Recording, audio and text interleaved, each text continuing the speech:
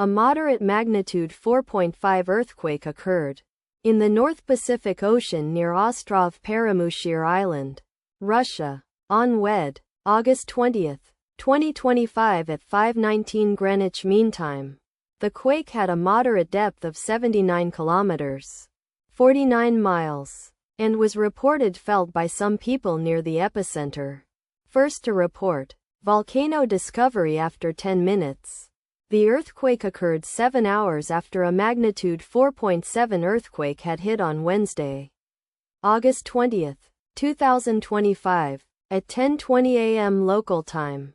Asia, Kamchatka GMT +12, in 59 kilometers, 36 miles, distance to the southeast. Data source from volcano discovery. Did you feel it? Let us pray. May the earthquake that occurred not affect our brothers and sisters there. May the earthquake not happen again. And may God protect everyone. Amen.